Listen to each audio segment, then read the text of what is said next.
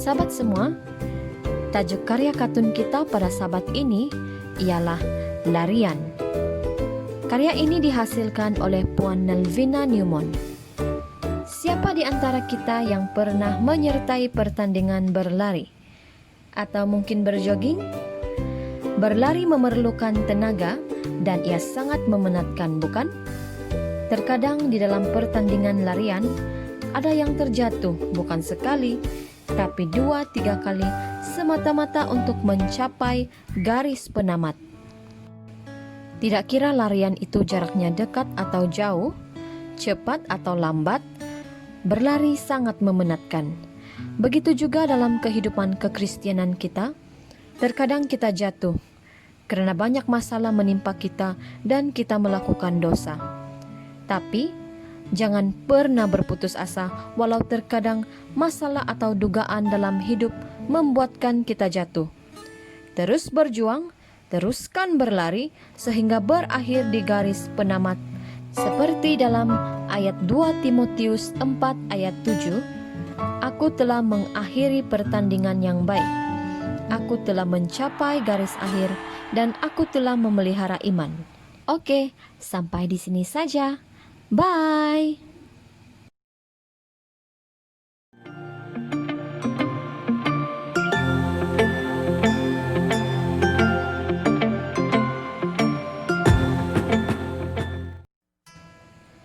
Shalom dan selamat sahabat semua.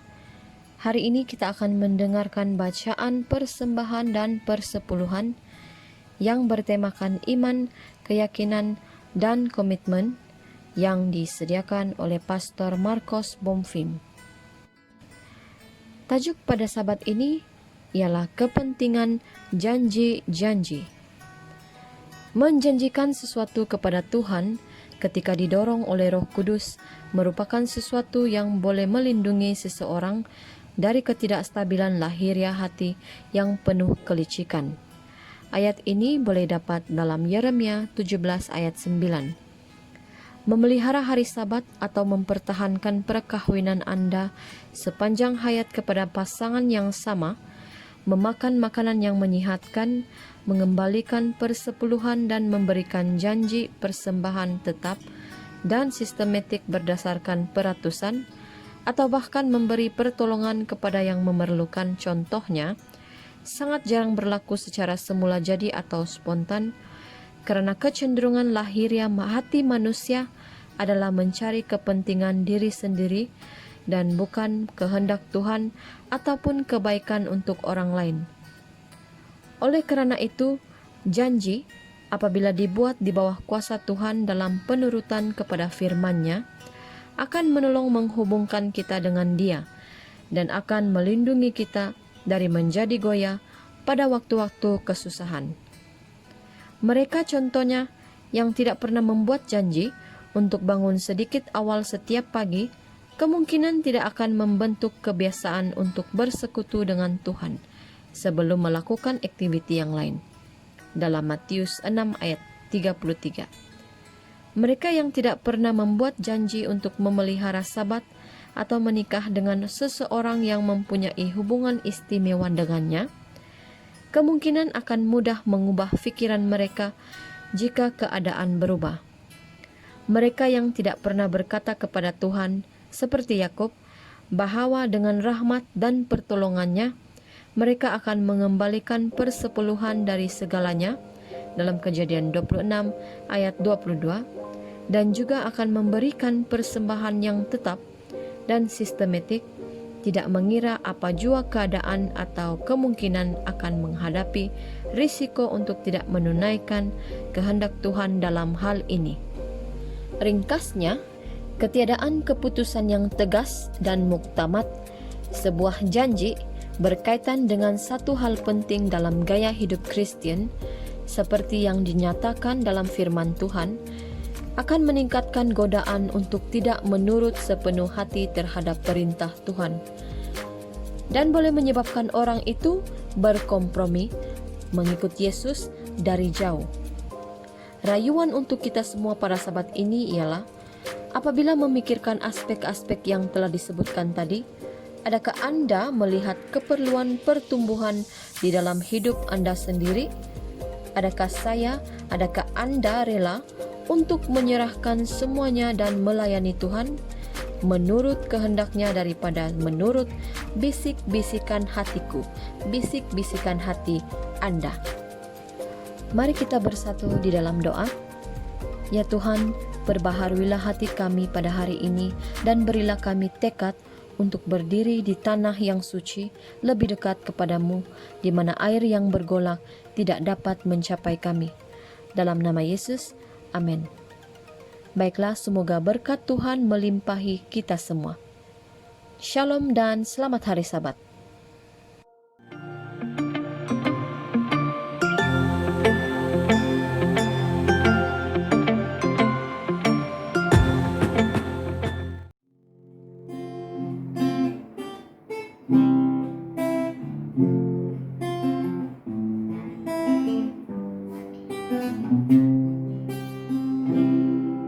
Search me, oh God,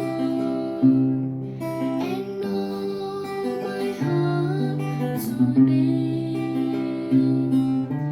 Try me, oh Savior, know my thoughts, I pray.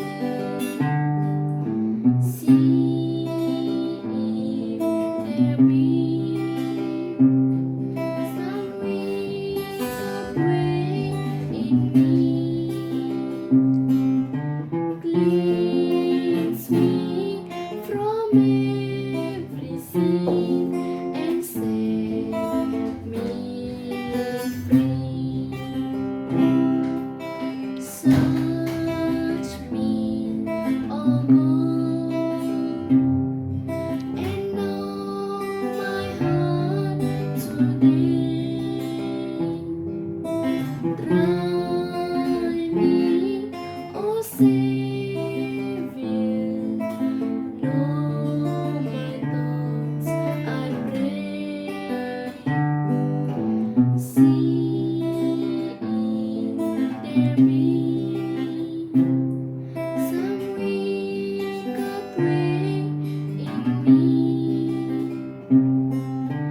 Cleanse me from every sin and set me free. Lord, take my life and make it wholly thine. Fill my poor heart with thy great love divine. Take all my will, my patient self and pride.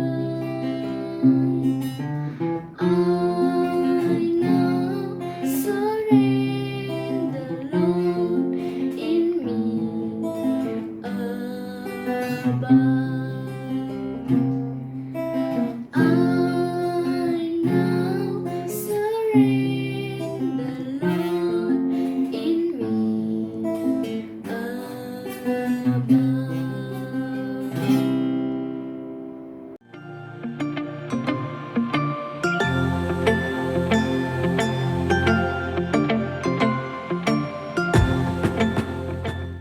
Selamat pagi dan selamat hari Sabat bagi semua kita. Bertemu kembali kita di ruangan pelayanan media di Sabat yang indah ini untuk bersama-sama merenungkan firman Tuhan. Dan tajuk saya pada pagi ini, pada pagi Sabat ini adalah satu tajuk yang berjudul Selesa di dalam lumpur. Sebelum itu mari kita tunduk kepala dan saya memimpin kita di dalam doa. Mari berdoa. Maha besar Tuhan kami yang bertakhta dalam kerajaan sorga, terima kasih ya Tuhan di atas kesempatan untuk sekali lagi bersama-sama membuka firman-Mu ya Tuhan.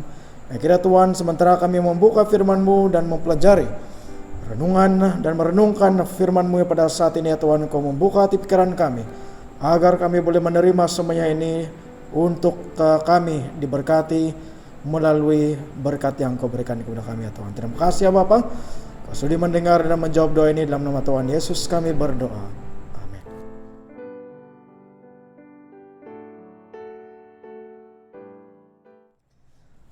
Lumpur adalah sesuatu yang saya sebagai anak kecil pada satu masa ketika dahulu adalah sesuatu yang sangat saya gemari. Nah, tidak heranlah waktu balik ke kampung, ibu saya awal-awal akan memberi amaran kepada saya jangan pergi ke sawah karena dia tahu pasti saya akan bermain dengan lumpur. Apa yang menjadi yang menjengkelkan bagi beliau adalah apabila masa ataupun sudah bermain lumpur ini dan terpaksa mencuci pakaian itu, sangat sukar untuk mencuci pakaian tersebut. Dan kadangkala pakaian ini akan bertukar, bukan lagi menjadi pakaian tetapi menjadi kain lap ataupun menjadi kain untuk dibawa ke kebun. Dan inilah apa yang kami suka lakukan masa waktu kecil. Dan satu senario yang saya teringat pada ketika saat ataupun masa itu adalah satu cerita ataupun satu memori pengalaman di mana kami bermain di lumpur seperti biasa dan kami melihat seorang daripada teman kami tiba-tiba dia berhenti bermain tidak bersama dengan kami dan kami heran apa yang sedang dia lakukan. Sepertinya dia sedang terbaring dan kami mendekati dia dan apa yang kami dapati dia sedang tertidur di atas lumpur. Dan menjadi sesuatu yang biasa bagi anak-anak kecil mungkin waktu kami, saya tidak pasti kalau sekarang, tetapi inilah yang kami sedang kali lakukan untuk bermain ataupun terjatuh di dalam lumpur. Tetapi menjadi sesuatu yang luar biasa apabila terbaring di atas lumpur, merasa selesa di atas lumpur dan tidur di atas lumpur. Jadi inilah sesuatu yang luar biasa. Jadi saya ingin untuk mengubah sedikit analogi mengenai lumpur ini untuk menyesuaikan message saya pada saat ini. Jadi analogi lumpur ini saya ingin samakan sebagai sebuah perangkap kehidupan ataupun cabaran kehidupan kita semua dalam dunia ini. Seperti mana yang saya katakan adalah sesuatu yang tidak normal. Apabila kita terjatuh di lumpur, kita merasa selesa di lumpur, dan kita tinggal tidur di atas lumpur. Dan mungkin inilah sesuatu mungkin kita akan bertanya apakah yang sedang terjadi. Tetapi analogi lumpur yang menjadi cabaran dan menjadi sesuatu perangkap dalam kehidupan ini adalah sesuatu yang ingin saya kongsikan pada sahabat ini. Apa yang kita ketahui dalam dunia ini adalah satu dunia yang mencabar. Bagaimanapun kita mengatakan dunia ini adalah indah, kita mengetahui dunia yang indah ini di sebaliknya juga adalah dunia yang mempunyai pelbagai cabaran dan permasalahan. Dan satu lagi perkara bahwa kehidupan kita dalam dunia yang mencabar ini bukanlah suatu kehidupan yang panjang, hanya sementara saja. Banyak orang di luar sana yang merasakan hidup mereka ini adalah sesuatu yang tidak menarik akibat daripada cabaran-cabaran yang ada di hadapan mereka, dan dengan itu banyak juga yang percaya bahwa kehidupan mereka itu adalah sesuatu kehidupan yang teruk, dan yang lebih teruk lagi adalah apabila mereka mulai berputus asa dengan kehidupan mereka. Satu cerita mengenai seorang yang mengalami kehidupan yang mencabar terdapat dalam Markus 10 ayat 46 hingga 52, memberitahu mengenai seorang yang dinamakan sebagai Bartimeus. Cerita ini diceritakan oleh 3 buku Injil, yaitu buku Injil Matius, Lukas, dan Markus. Tapi apa yang menjadi sedikit aneh di situ adalah Matius tidak memberitahu nama orang ini. Lukas juga tidak memberitahu nama orang ini. Hanya di dalam Markus yang memberitahu nama orang ini. Nah, satu yang luar biasa juga, kita melihat di dalam buku Injil ada begitu banyak orang-orang yang disembuhkan oleh Yesus. Tapi hanya sedikit daripada mereka yang disebut siapakah nama mereka ini. Jadi para ahli teologi mereka tertanya-tanya kenapa Bartimeus diberi ataupun disebut namanya, ditulis namanya. Dan mereka mulai melihat apakah maksud Bartimeus ini. Dan apa yang didapati adalah ada dua maksud yang dibawa oleh nama Bartimeus ini. Tapi sebelum itu kita membaca di dalam Markus 10 ayat 46 hingga 52 mengenai cerita Bartimeus ini. Ayat 46 mengatakan, lalu tibalah Yesus dan murid-muridnya di Yeriko. Dan ketika Yesus keluar dari Yeriko bersama-sama dengan murid-muridnya dan orang banyak yang berbondong-bondong, ada seorang pengemis yang buta bernama Bartimeus, anak Timeus, duduk di pinggir jalan. Ketika didengarnya bahwa itu adalah Yesus orang Nazaret, mulalah ia berseru, Yesus anak Daud, kasihanilah aku. Banyak orang menegurnya supaya ia diam. Namun semakin keras ia berseru, anak Daud, kasihanilah aku. Lalu Yesus berhenti dan berkata, panggillah dia. Mereka memanggil orang buta itu dan berkata kepadanya, kuatkan hatimu, berdirilah, ia memanggil engkau. Lalu ia menanggalkan jubahnya, ia segera berdiri dan pergi mendapatkan Yesus. Tanya Yesus kepadanya, apa yang kau kehendaki supaya aku perbuat bagimu? Jawab orang buta itu, Rabuni, supaya aku dapat melihat. Lalu kata Yesus kepadanya, pergilah, imanmu telah menyelamatkan engkau. Pada saat itu juga melihatlah ia, lalu ia mengikuti Yesus dalam perjalanannya. Suatu cerita yang sepertinya biasa kita dengar dalam cerita-cerita yang lain di mana Yesus menyembuhkan seseorang. Tetapi yang luar biasa seperti yang saya katakan adalah nama Bartimeus ini disebut. Dan seperti mana yang saya katakan, para ahli teologi mereka mempunyai pendapat-pendapat mereka berkisar mengenai nama Bartimeus ini. Ia adalah sesuatu yang panjang, jadi saya akan hanya memendekkannya di sini. Yang pertama adalah sebelum itu perkataan Bartimeus anak Timeus ini. Inilah bagaimana Bartimeus ini diperkenalkan. Dan para ahli teologi mereka lebih melihat Timeus sebagai sesuatu yang boleh mereka korek dan lihat apakah maksud nama tersebut. Dan perkataan asal Timeus ini ataupun bahasa asal yang digunakan untuk menulis di situ adalah bahasa Aramaik. Dan ada dua yang mereka ketahui. Dan apa yang saya dapati juga di situ adalah sesuatu yang sangat unik, karena dua nama yang mereka dapati mempunyai perbedaan yang bertentangan. Yang pertama, bahasa Aramaik mengenai Timeus ataupun kata Timeus ini adalah satu nama yang bermaksud anak kepada yang diurapi, anak kepada yang layak, atau anak yang ditebus. Inilah nama ataupun maksud nama Timeus ini yang pertama. Maksud yang kedua adalah sesuatu yang bertentangan dengan itu. Bartimeus anak Timeus dikatakan, dan maksud yang kedua adalah dikatakan seorang anak yang hina, yang kotor atau yang najis.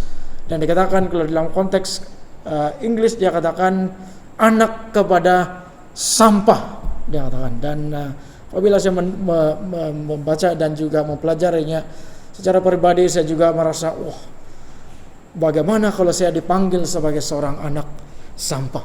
seorang anak yang hina, seorang anak yang kotor.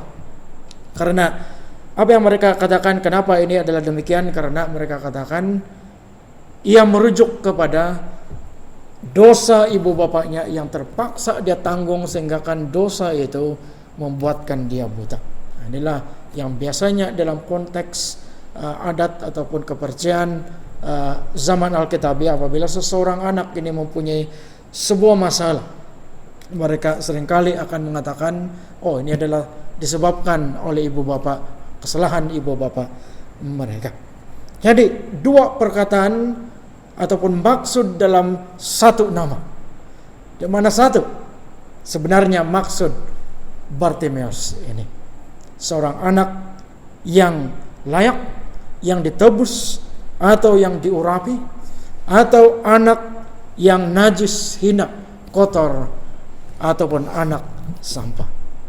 Satu perkara yang luar biasa indah adalah kesempatan Bartimeus ini bertemu dengan Yesus. Dan Yesus apabila dia bertemu dengan Bartimeus, dia dahulukan dengan soalan. Yesus boleh saja langsung menyembuhkan Bartimeus, tetapi dia bertanya. Nah, soalan itu seperti mana yang telah dibacakan tadi berbunyi, apakah yang kamu kehendaki supaya aku perbuat bagimu? Jadi pada saat ini kalau saya bertanya kepada kita semua, apakah yang mau kamu minta daripada Yesus apabila dia bertanya soalan yang sama? Dikatakan dalam sebuah buku sejarah, dan saya membacanya daripada satu buku yang dipanggil atau berjudul Daring to Ask. Dia berbicara mengenai sebuah kejadian semasa Alexander Zulkarnain memerintah. Satu hari dalam 1 tahun, dia katakan dia akan memilih, ada orang-orang yang akan dipilih dan mereka boleh saja meminta apa saja yang mereka inginkan pada ketika itu. Dan dikatakan dalam cerita itu banyak mereka yang memilih untuk meminta perkara-perkara yang biasa, seperti meminta makanan yang mencukupi, meminta uang yang mencukupi untuk 1 tahun. Tetapi seorang dikatakan dalam cerita itu, dia memberitahu kepada ini wakil diraja ini, dia memberitahu, karena sebelum menghadap diraja dia ditanya, apa yang kamu akan minta daripada maharaja? Dan dia katakan, saya akan meminta sebuah istana. Dia katakan istana yang dipenuhi dengan harta, dan juga orang-orang yang akan bersama dengan saya di dalam istana itu untuk mengadakan jamuan yang besar. Dan serta merta wakil diraja ini atau wakil maharaja ini mengatakan, oh itu adalah sesuatu yang keterlaluan. Tidakkah kamu tahu dan tidakkah kamu malu orang lain meminta sesuatu yang kecil ataupun sederhana, kamu meminta sesuatu yang luar biasa, dikatakan. Dan mulailah mereka bertengkar. Dan Maharaja Zulkarnain ini dia mendengar dan dia memanggil orang ini ataupun wakilnya itu. Apa yang terjadi? Dan daripada cerita itu dia katakan, wakil ini memberitahu bahwa dia meminta sedemikian dalam permintaannya. Dan apa yang terjadi adalah Maharaja ini mengatakan, akhirnya dia katakan, seorang yang mengetahui saya mampu memberikan lebih daripada apa yang orang biasa mintakan, dia katakan. Nah, inilah jawaban Maharaja Zulkarnain. Apatah lagi Yesus, raja atas segala raja, raja kepada seluruh alam semesta. Dan kita mungkin di dalam hati kita mungkin akan berkatakan, kalau saya akan meminta sesuatu yang jauh lebih besar daripada apa yang diminta oleh Bartimeus. Tetapi satu perkara yang kita ketahui daripada Bartimeus, dia sudah semikian lama tinggal di dalam keadaan yang buta, dan dia adalah seorang pengemis. Dan bayangkan, kehidupannya setiap masa berkisar kepada keadaan lumpur kehidupannya itu, yang membuatkan dia sentiasa menyadari bahwa dia adalah anak yang hina, anak yang kotor, anak sampah. Dan dari situ dia mengetahui hanya Yesus mampu mengubah dia menjadi seorang yang digelar sebagai anak sampah, menjadi seorang yang layak ditebus, dan seorang yang memang berharga di dalam pandangan Tuhan. Dan inilah konteks Bartimeus. Bartimeus melihat apa yang dia sangat perlukan. Dan ini menjadi pengajaran bagi kita. Untuk kita seperti Bartimeus memilih untuk keluar daripada lumpur kehidupannya itu, mengubah nama yang dimaksudkan sebagai anak yang hina atau kotor kepada anak yang layak diurapi dan ditebus. Saudara-saudari, banyak orang dalam dunia ini percaya dan selesa tinggal di dalam lumpur. Bukan maksud saya tinggal dalam rumah lumpur, tidak. Tetapi cabaran-cabaran kehidupan dan kepercayaan mereka bahwa kehidupan mereka itu adalah suatu kehidupan yang malang, suatu kehidupan yang sia-sia, suatu kehidupan yang tidak ada artinya. Dan apa yang lebih menyedihkan adalah apabila setiap satu orang ini, ataupun mungkin boleh jadi kita, percaya bahwa itulah keadaan hidup kita, dan tidak ada cara lain bagi kita untuk keluar daripada lumpur tersebut. Dan kita memberitahu kepada diri kita sendiri, mengatakan bahwa adalah lebih baik tetap tinggal di dalam lumpur ini. Apakah kamu selesa tinggal di dalam lumpur? Sebagai seorang yang pernah bermain lumpur, saya mengetahui saya suka bermain lumpur, tetapi saya tidak mau tinggal di dalam lumpur. Dan soalan ini adalah sesuatu soalan yang mungkin terus-menerus akan menghantui seseorang yang merasakan mereka sedang tinggal di dalam lumpur. Dan yang menjadi lebih seksa lagi bagi kita dan mereka ini adalah mereka terus-menerus percaya dan mengulangi ungkapan kepercayaan itu dalam hidup mereka setiap hari. Mengatakan, mungkin bangun saja ayah, saya masih lagi orang yang sama yang hina ini. Ataupun bangun saja dan terus mengatakan saya adalah seorang yang tidak bertalenta, saya seorang yang tidak istimewa, dan sebagainya. Sehingga kan ungkapan ini menjadi sebagian daripada kehidupan kita, dan kita mulai menjadi selesa dengan lumpur yang menyelubungi hidup kita. Bolehkah kamu bayangkan pada saat ini, jika Yesus berada di hadapan kamu dan bertanya kamu apakah yang kamu kehendaki supaya dia perbuat bagimu?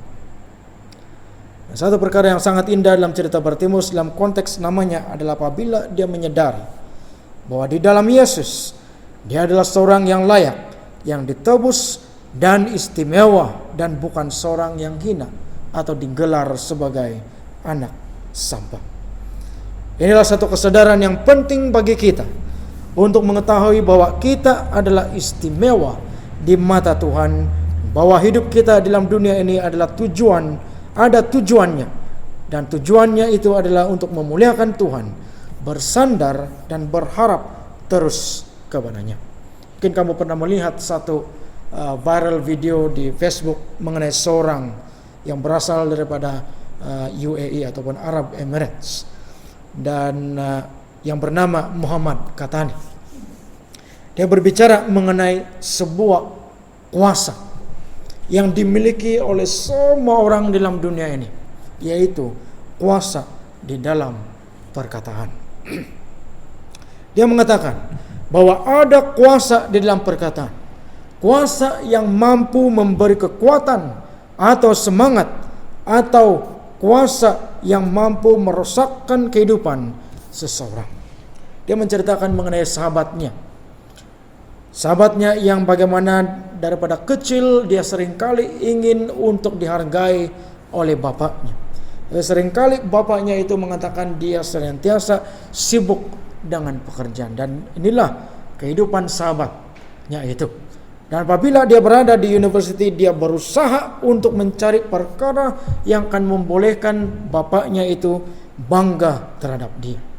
Dia belajar bersungguh-sungguh dan pada satu semester itu dia mendapat seluruh subjek yang dia duduki itu A.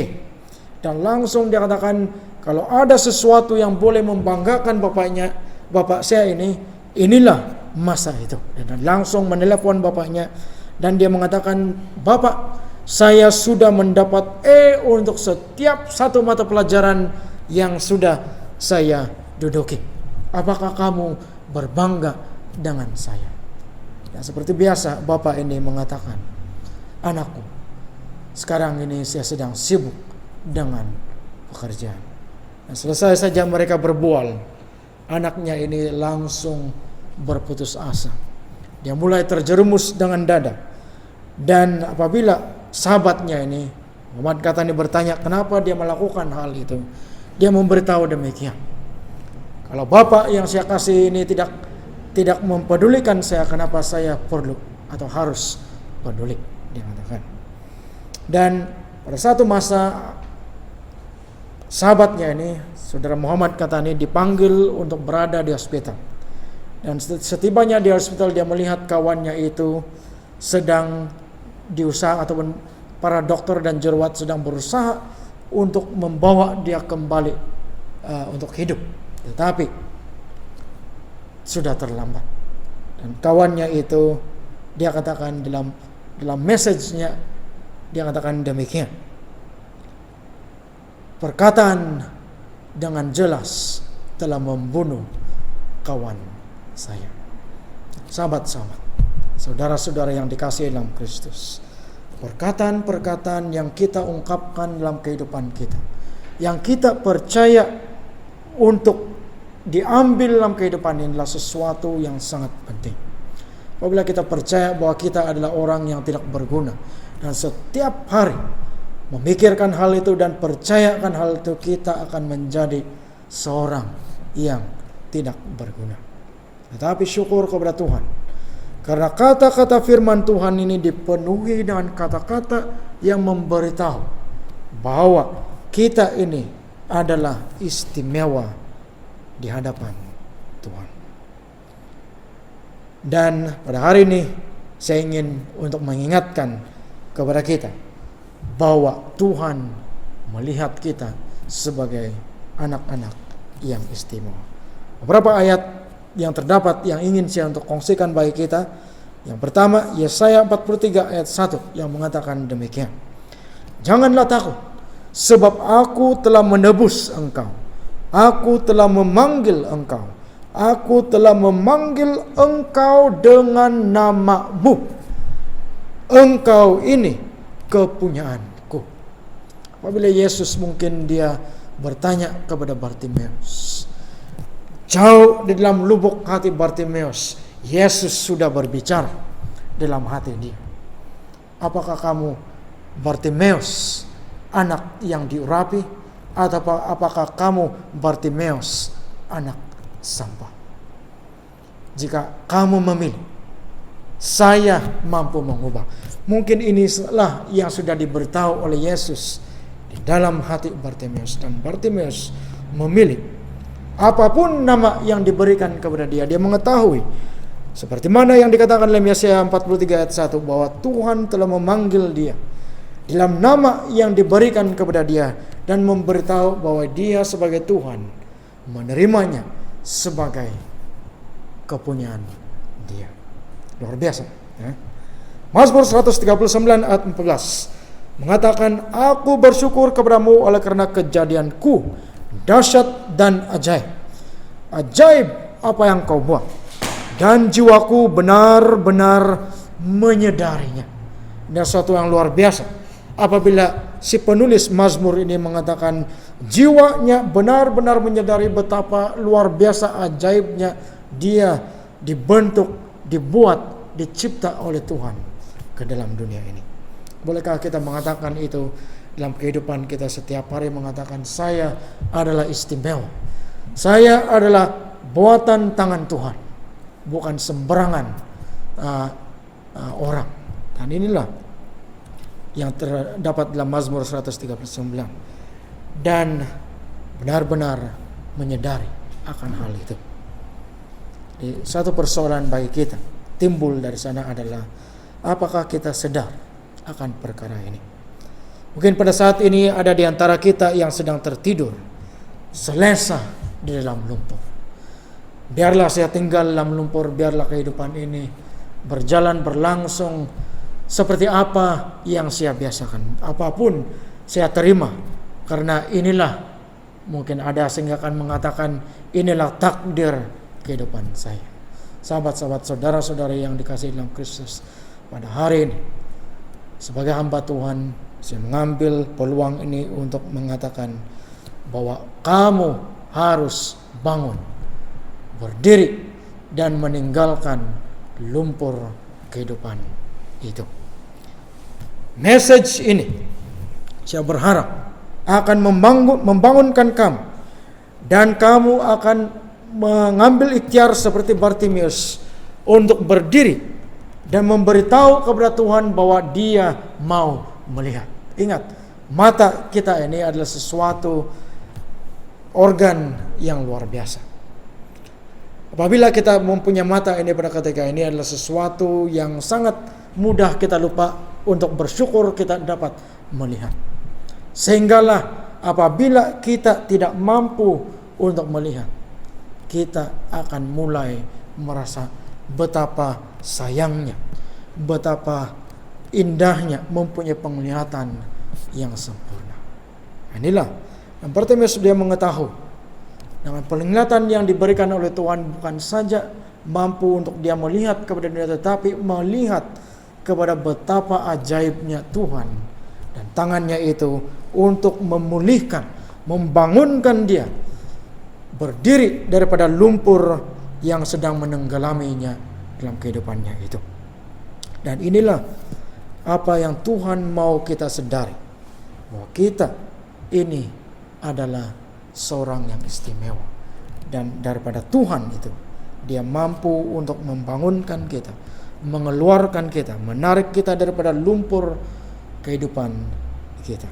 Efesus 2 ayat 10 mengatakan, karena kita ini buatan Allah, diciptakan dalam Kristus Yesus untuk melakukan pekerjaan yang baik yang dipersiapkan Allah sebelumnya, dan Ia mau supaya kita hidup di dalamnya. Kita dipersiapkan. Ingat, di sini kita boleh melihat bagaimana Tuhan menciptakan kita untuk pekerjaan yang baik. Apakah pekerjaan yang baik yang mampu kita lakukan? Dan Yesus mengatakan, apapun yang kita lakukan, lakukanlah itu untuk kemuliaan nama Tuhan. Tapi Tuhan, saya tidak mempunyai talenta. Tapi Tuhan, saya buta.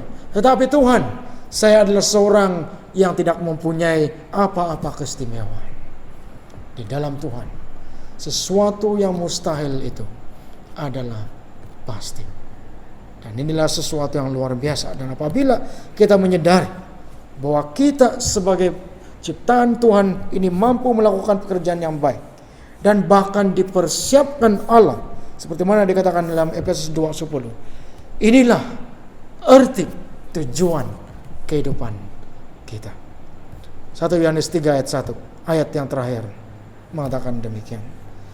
Lihatlah betapa besarnya kasih yang dikaruniakan Bapa kepada kita, sehingga kita disebut sebagai anak-anak Allah. Dan dikatakan dalam ayat ini dia memberi emphasis, dan memang kita adalah anak-anak Allah. Luar biasa ya. Karena kadang mungkin kita tidak percaya, apakah saya ini dikasih oleh Tuhan. Dan inilah dikatakan kita adalah memang anak-anak Allah. Apakah kita sedang tinggal terbaring dalam lumpur pada ketika ini?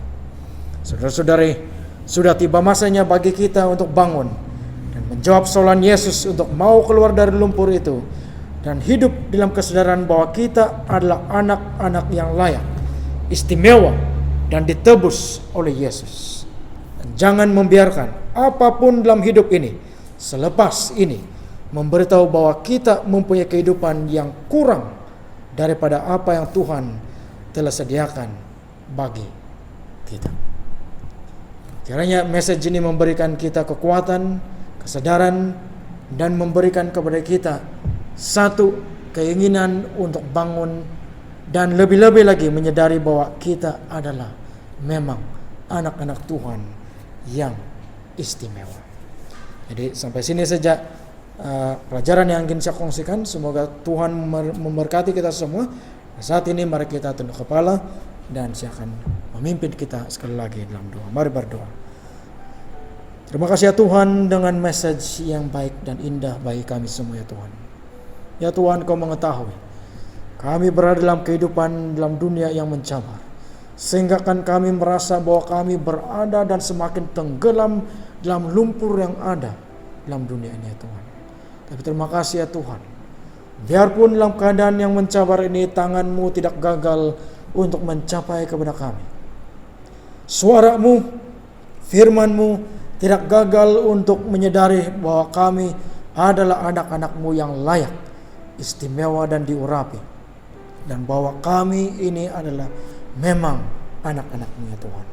Diperlengkapi untuk tujuan kebaikan. Diperlengkapi untuk merespon kepada-Mu ya Tuhan.